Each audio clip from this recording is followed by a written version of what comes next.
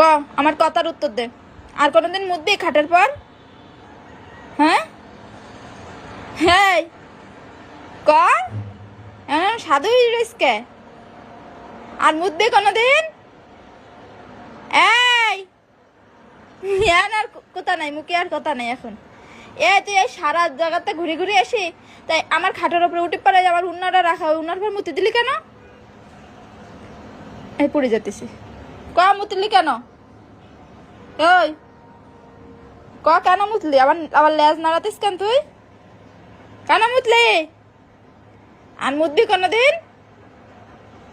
তোর কি করা উচিত এখন? কি করা উচিত